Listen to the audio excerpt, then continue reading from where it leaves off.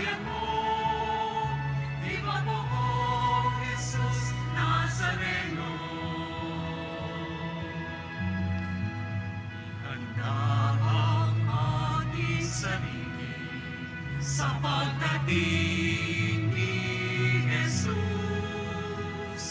Siya ang ating kaligtasan, alay ng Diyos sa tanan. Viva poong Jesus Nazareno, awit at papuri, alay namin sa'yo. Tingin ang dalangin at pagsamo ng bayan mo. Viva poong Jesus Nazareno.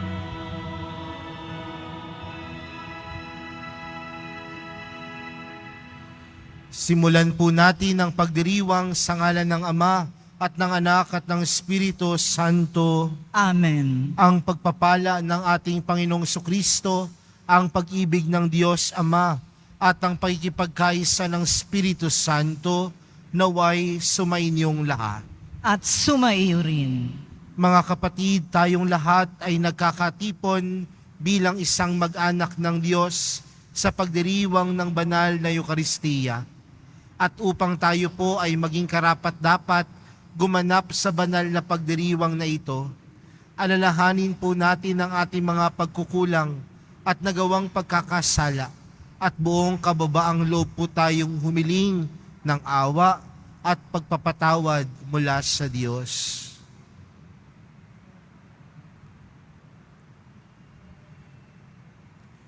Inaamin ko sa makapangyarihang Diyos at sa inyo mga kapatid na lubha akong nagkasala sa isip, sa salita at sa gawa at sa aking pagkukulang. Kaya isinasamo ko sa mahal na Birheng Maria, sa lahat ng mga anghel at mga banal, at sa inyo mga kapatid, na ako'y ipanalangin sa Panginoong ating Diyos. Kaawaan tayo ng makapangyarihang Diyos, patawarin tayo sa ating mga kasalanan, at patnubayan tayo sa buhay na walang hanggan. Amen. Panginoon, kaawaan mo kami. Panginoon, kaawaan mo kami. Kristo, kaawaan mo kami. Kristo, kaawaan mo kami. Panginoon, kaawaan mo kami. Panginoon, kaawaan mo kami. Manalangin tayo. Ama naming makapangyarihan, niloob mong sa pagdating ng iyong anak ay matubos ang sangkatauhang nakita mong sa kamatayan na sadlak. Ipagkaloob mong ang mga nagdiriwang sa kanyang pagkakatawang tao ng may kapakumbabaan at katapatan ay maging dapat na makasalo sa manunubos naming ito na siyang namamagitan kasama ng Espiritu Santo magpa sa walang hanggan. Amen. Maupo po ang lahat. Pagbasa mula sa unang aklat ni Samuel. Noong mga araw na iyon, nang maawat na si Samuel, dinala siya ng kanyang ina sa templo sa Silo. Nagdala pa siya ng isang torong 3 taon, 36 na litrong harina, at isang pitsil na alak. Nang maihandog na ang baka, dinala nila kay Eli ang bata. Sinabi ni Ana, "Kung natatandaan ninyo, ako po yaong babaeng tumayo sa tabi ninyo noon at nanalangin sa Panginoon. Idinalangin ko sa kanya na ako'y pagkalooban ng anak, at ito po ang ibinigay niya sa akin. Kaya naman po, inihahandog ko siya sa Panginoon upang maglingkod sa kanya habang buhay." Pagkatapos nito, nagpuri sila sa Panginoon. Ang salita ng Diyos. Salamat sa Diyos.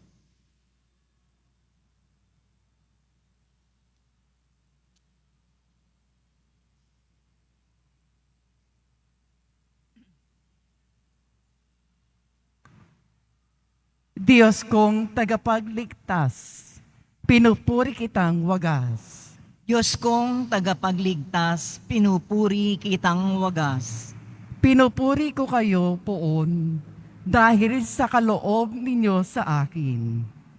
Pinagtatawanan ko ngayon ang aking mga kaaway, sapagkat iniligtas ninyo ako sa kadustaan. Diyos kong tagapagligtas, pinupuri kitang wagas. Nagapin ninyo ang mga makapangyarihan at pinalalakas ninyo ang mahihina. Kaya ang dating mayayaman ay nagpapaupa para mabuhay. Masagana ngayon ang dating maralita, ang dating baog, nagsilang na mga anak, at ang maraming supling ay sa lungkot nasadlak. Diyos kong tagapagligtas, pinupuri kitang wagas.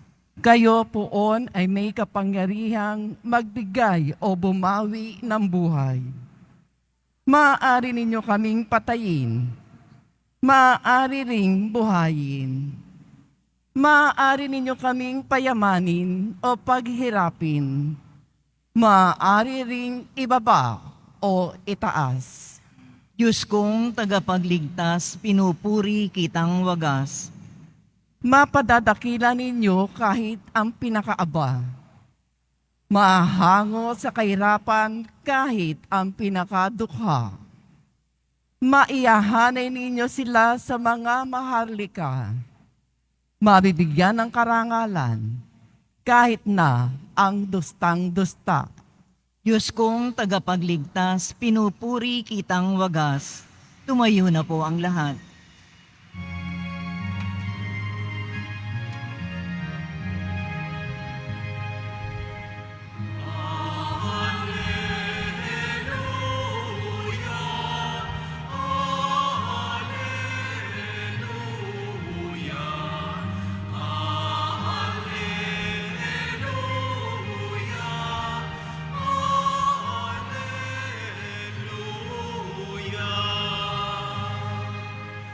Harit batong panulukan,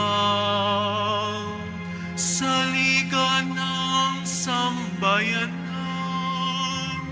halina't kami dangan.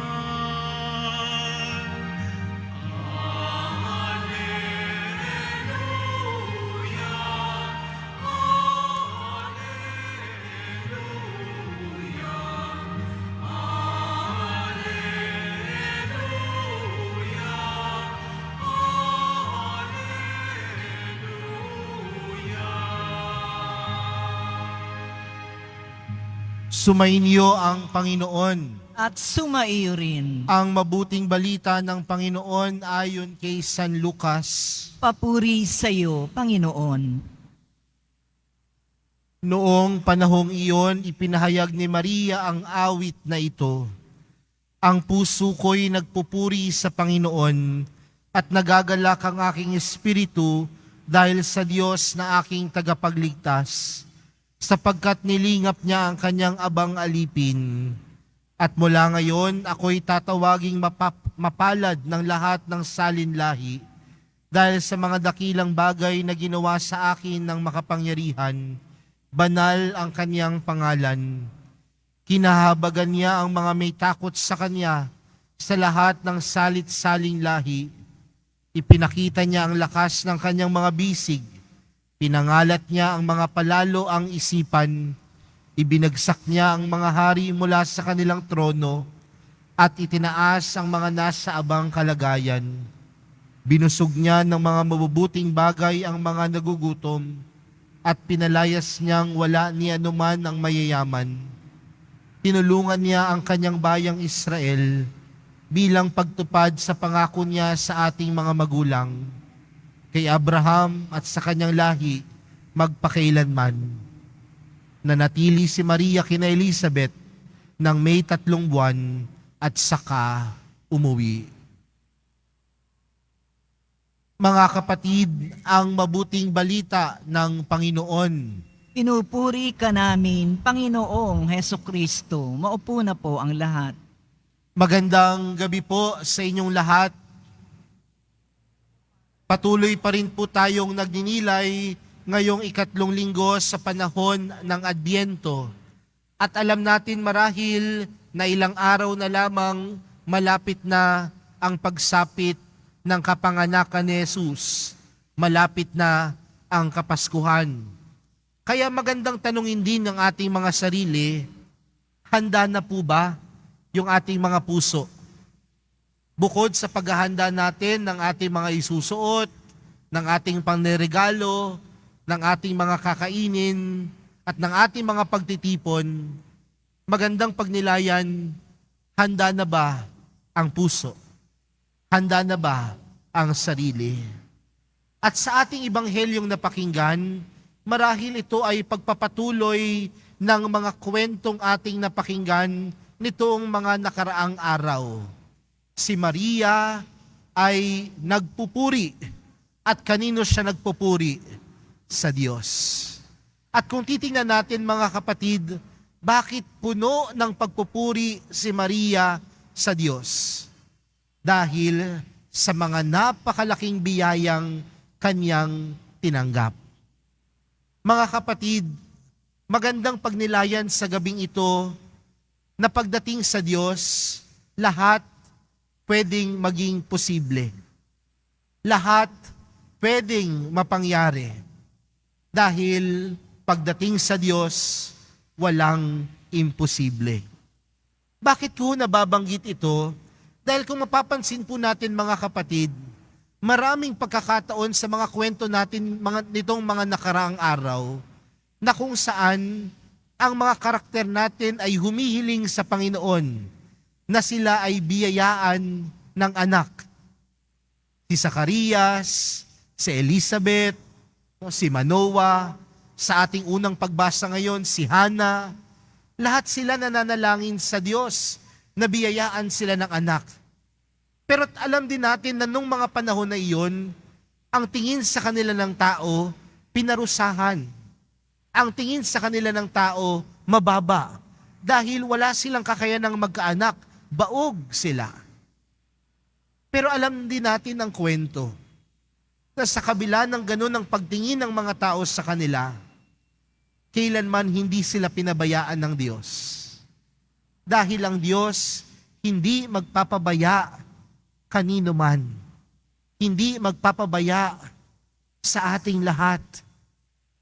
Kaya nga, ang kanilang mga panalangin, pinagkalooban ng biyaya.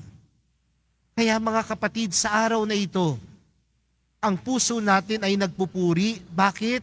Kagaya ni Maria, magandang balikan ang mga bagay na hiniling natin sa Diyos na Kanyang ipinagkaloob. Magandang tingnan sa mga buhay natin ang lahat ng ating ipinalangin na ipinagkaloob ng Diyos ng higit pa sa ating hiningi. At kung ganoon at mabalikan natin yon, kagaya ni Maria, tunay tayong magpupuri. Dahil alam natin sa Diyos, lahat ng imposible magiging posible. Lahat ng maliliit pwedeng maging malaki.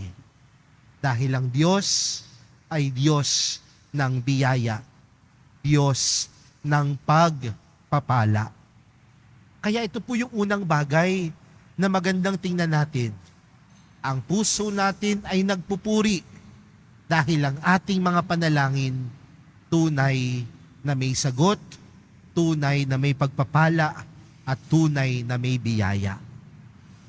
Pangalawang bagay, kung mapapansin po natin mga kapatid, bukod sa mga bagay na hiniling natin sa Panginoon o sa Diyos, maraming bagay na tinatanggap tayo na hindi naman natin hiningi. Kung mapapansin natin sa kwento ni Maria, ano yung kanyang karanasan? Pinili siya bilang ina ng Diyos, batang-bata si Maria.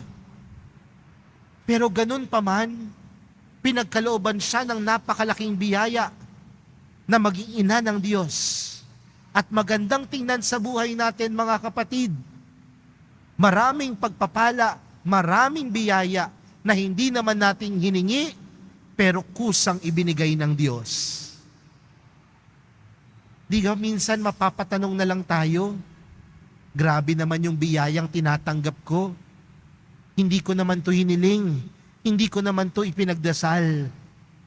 Pero mga kapatid, magandang tingnan natin sa buhay natin na kung ano man ang biyayang tinatanggap natin ay hindi dahil tayo ay karapat-dapat na tumanggap nito. Bagkus kung ano man yung biyaya, kung ano man yung pagpapalang tinatanggap natin, ito ay nagmumula sa kabutihan ng Diyos. At kung ang Diyos ay mabuti, dapat tayong patuloy na nagpupuri. Maraming biyaya na hindi mo naman hiningi, pero pinagkaloob. Dahil meron tayong Diyos na tunay na mabuti. Kaya mga kapatid, kung ang awit ni Maria puno ng pagpupuri sa Diyos, sana ganyan din ang awit natin. Ilang araw bago ang Kapaskuhan, magandang tumahimik muna. Tingnan, sumandali, magnilay, magdasal. Yung mga bagay na hiniling natin na ipinagkaloob niya. At yung mga bagay na hindi man nating hiningi, ngunit pinagkalooban niya at minsan nag-uumapaw pa dahil alam natin na siya ay Diyos na mabuti. Mga kapatid, kagaya ni Maria, nawa ang ating panalangin sa araw na ito, ang puso ko'y nagpupuri sa Diyos. Amen. Tumayo na po ang lahat. Minamahal kong mga kapatid, bilang pagsunod sa halimbawa ni Maria, purihin at pasalamatan natin ng Diyos Ama na dahil sa nag-uumapaw na kabutihang loob ay ibinigay sa atin ang kanyang bugtong na anak bilang tagapagligtas at manunubos. Ang atin pong panalangin, ipagbunyi ka nawa namin, Panginoon. Ipagbunyi ka nawa namin, Panginoon. Ang Santo Papa at mga obispo ng simbahan, tulad ni Maria, naway makinig sa salita ng Diyos at gawin ang lahat ng paraan upang ipalaganap ito. Manalangin tayo. Ipagbunyi ka nawa namin, Panginoon. Ang mga ina, naway makatagpo kay Maria ng tunay na kalulungan at bukal na pag-asa sa mga sandali ng pagsubok at paghihirap. Manalangin tayo. Ipagbunyi ka nawa namin, Panginoon. Sa ating pagpaparangal kay Maria ng isang natatanging lugar sa ating mga buhay at ang ating mga tahanan, naway magsigahid ito sa ating pagpapahalaga sa kanyang anak. Manalangin tayo. Ipagbunyi ka nawa namin, Panginoon. Ang mga dukha at api sa pamamagitan ni Maria, naway makaahon sa kanilang kalagayan. Manalangin tayo. Ipagbunyi ka nawa namin, Panginoon. Ang mga yumaw, naway mapabilang sa kasamahan ng mga banal at makikiisa kay Maria sa walang hanggang pagpupuri sa Diyos. Manalangin tayo. Ipagbunyi ka nawa namin, Panginoon. Ama naming nasa langit, pinasasalamatan ka namin dahil sa mensahe ng kapayapaang hatid ni Maria sa aming magulong mundo. Pagkalooban mo kami ng tulong na kailangan namin sa araw-araw upang maging tapat sa iyo. Hinihiling namin ito sa pamagitan ni Kristo na aming Panginoon. Amen. Maupo po ang lahat.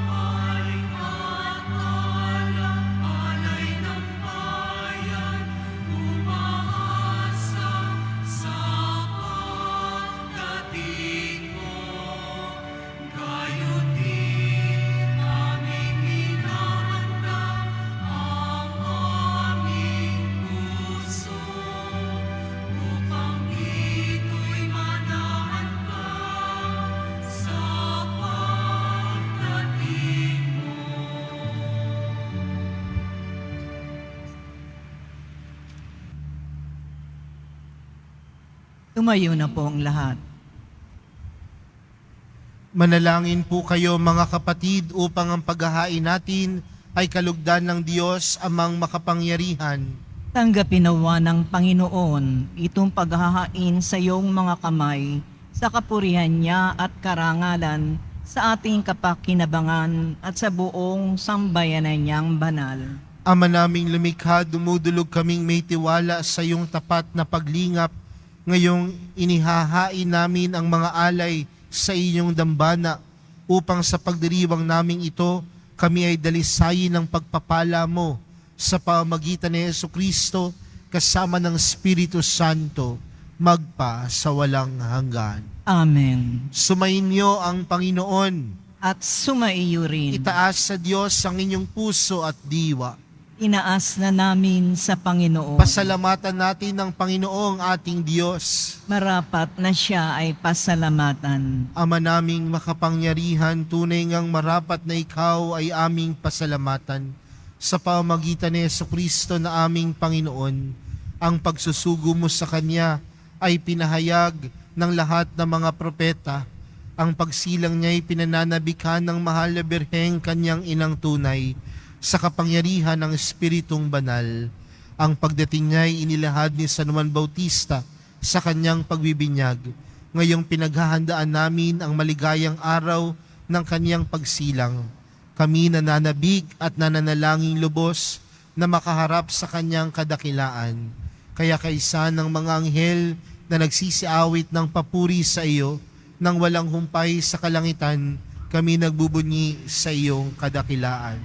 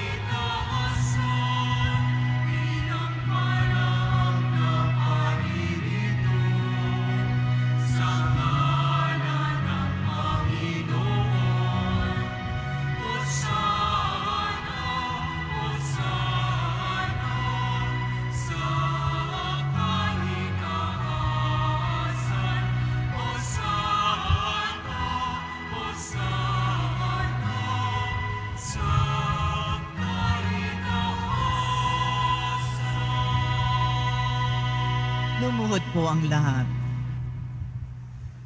Ama naming banal, ikaw ang bukal ng tanang kabanalan, kaya't sa pamagitan ng iyong Espiritu, gawin mong banal ang kaloob na ito, upang para sa aming maging katawan at dugo ng aming Panginoong Hesukristo. Bago niya pinagtiis ang kusang loob na maging handog, hinawakan niya ang tinapay, pinasalamatan kaniya, pinaghati-hati niya iyon, iniabot sa kanyang mga alagad at sinabi, "Tanggapin ninyong lahat ito at kanin. Ito ang aking katawan na ihahandog para sa inyo."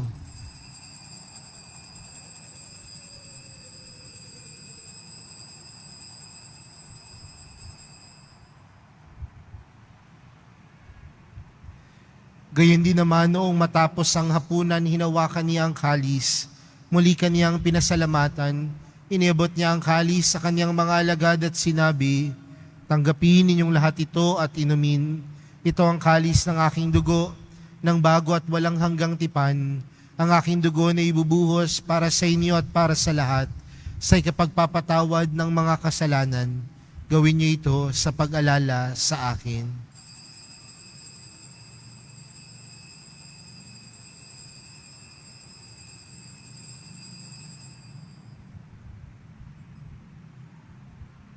Tumayo po ang lahat. Ipagbunyi natin ang misteryo ng pananampalataya. Si Kristo'y namatay, si Kristo'y nabuhay, si Kristo'y babalik sa wakas ng panahon. Ama, ginagawa namin ngayon ng pag-alala sa pagkamatay at muling pagkabuhay ng iyong anak. Kaya't inaalay namin sa iyong tinapay na nagbibigay buhay at ang kalis na nagkakaloob ng kaligtasan. Kami nagpapasalamat dahil kami iyong minarapat na tumayo sa harap mo para maglingkod sa iyo. Isinasamo namin kaming magsasalo-salo sa katawan at dugo ni Kristo ay mabuklod sa pagkakaisa sa pamamagitan ng Espiritu Santo. Ama, lingapin mo ang iyong simbahang laganap sa buong daigdig. Puspusin mo kami sa pag-ibig. Kay San Francisco na aming Papa at ni Jose na aming Obispo at ng Tanang Kaparian. Alalahanin mo rin ang mga kapatid naming nahimlay nang may pag-asang sila'y muling mabubuhay, gayon din ang lahat ng mga pumanaw. Kaawaan mo sila at patuloyin sa iyong kaliwanagan. Kaawaan mo at pagindapatin kaming lahat na makasalo sa iyong buhay na walang wakas. Kaisa ng mahal na Birheng Maria na ina ng Diyos, kaisa ng kabiyak niyang pusong si San Jose, kaisa ng mga apostol at ng lahat ng mga banal na namuhay dito sa daigdig ng kalugod-lugod sa iyo. May pagdiwang nawa namin ng pagpupuri sa ikararangal mo sa pamamagitan ng iyong anak na aming Panginoong Hesukristo. Sa pamamagitan ni Kristo, kasama niya at sa Kanya, ang lahat ng parangal at papuri ay sa iyo, Diyos amang makapangyarihan, kasama ng Espiritu Santo, magpa sa walang hanggan.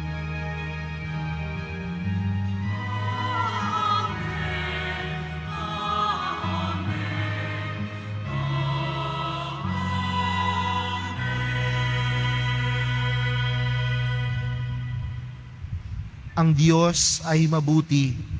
Lumapit tayo sa Ama natin sa langit sa panalangin itinuro sa atin ni Jesus.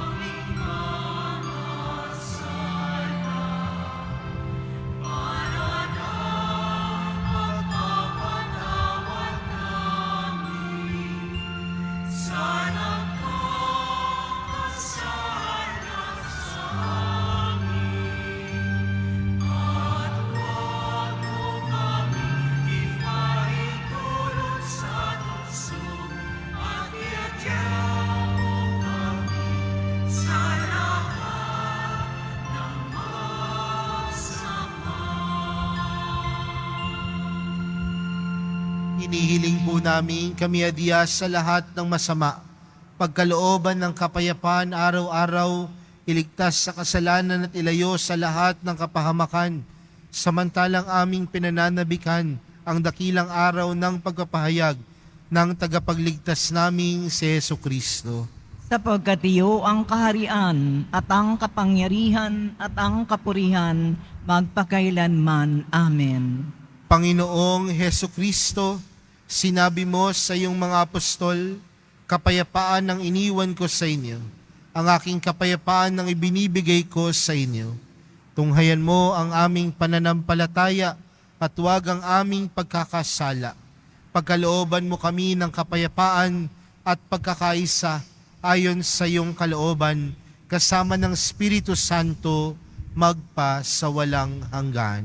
Amen. Ang kapayapaan ng Panginoon ay laging sumainyo. At sumaiyo rin. Magbigayan po kayo ng kapayapaan sa isa't isa.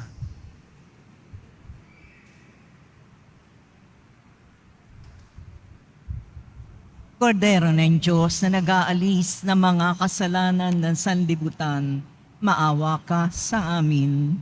Kordero ng Diyos na nag-aalis ng mga kasalanan ng sanlibutan, maawa ka sa amin. Kordero ng Diyos na nag-aalis ng mga kasalanan ng sanlibutan, ipagkaloob mo sa amin ang kapayapaan. Lumuhod po ang lahat.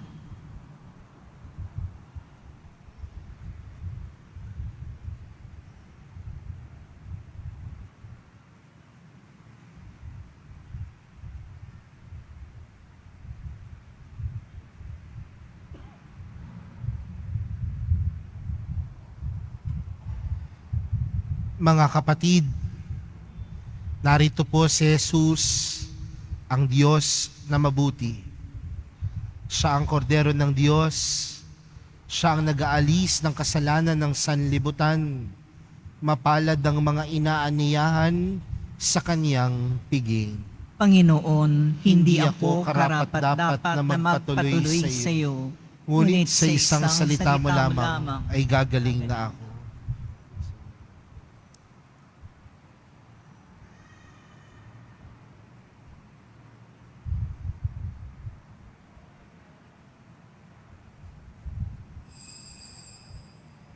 Para sa lahat ng tatanggap ng banal na komunyon, sasagot po tayo ng Amen pagkasabi ng pari o ng lay minister ng katawan ni Kristo at isubo agad sa bibig bago umalis sa harapan ng pari o lay minister. Sumunod po tayo. Maraming salamat po.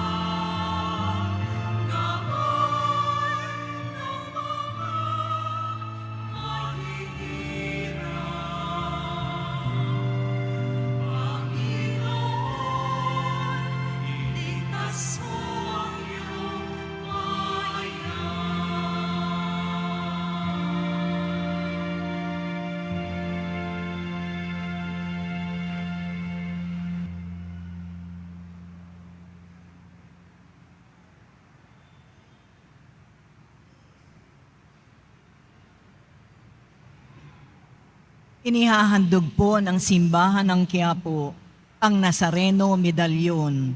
Ito ay nagkakahalaga ng 20 pesos. Mabibili po ito sa ating Parish Finance Office. Ang malilikom na pondo ay gagamitin sa pagsasaayos ng ating Adoration Chapel at Baptistry. Maraming salamat po. Available pa rin po ang ating official na kalendaryong 2024. Maaari kayong magtungo sa Finance Office. Ang oras ng Finance Office ay ang mga sumusunod. Kapag Lunes hanggang Huwebes at Sabado, alas 8 ng umaga hanggang 5 ng hapon. Kapag Biyernes at Linggo, alas 5 ng umaga hanggang 8 ng gabi. Meron po tayong mga booth na malapit sa BPI Quezon Boulevard entrance at Cardinal Sin Building. Pagkatapos ng misa, wiwisikan po ang lahat ng banal na tubig. Pinakikiusapan ng lahat na manatili lamang muna sa inyong mga lugar. Tanging sa Quezon Boulevard o sa Plaza San Juan lamang ang labasan ng lahat. Sumunod po tayo. Maraming salamat po sa inyong pagdalaw at pagsisimba sa Basilica Menor at Pambansang Dabana ni Jesus Nazareno. Tumayo na po ang lahat. Manalangin tayo. Ama naming mapagmahal, kami iyong palakasin sa aming pakikinabang upang kami makasalubong sa dumarating naming tagapagligtas nang may gawang karapat-dapat para maiharap sa ikapagkakamit namin ng pagiging kabilang sa mga mapalad sa pamamagitan ni Jesucristo kasama ng Espiritu Santo magpa sa walang hanggan. Amen. Sumainyo ang Panginoon. At sumaiyo rin. Mahal na pong Jesus Nazareno, inihayag mo sa pamagitan ng krus ang walang maliw na pag-ibig ng Diyos sa sangkatauhan. Pakinggan mo ang kahilingan ng inyong angkan na nagsusumamos sa iyo. Makamtan nawa nila ang iyong katugunan at tanggapin ang kasagutan na may utang na loob na tinatanaw. Basbasan din po ninyo ang mga daladala nilang mga imahen at dasalan. Sa pamagitan ng bendisyon na ito, naway maalala nilang mga pangako nila noon sa binyag, na ikaw ang kanilang ibigin at paglilingkuran bilang Panginoon, magpa sa walang hanggan. Amen. At pagpalain po kayong lahat ng makapangyarihang Diyos, Ama, Anak, at ng Espiritu Santo. Amen. Humayo kayong taglayang kapayapaan ng poong Jesus Nazareno. Salamat sa Diyos.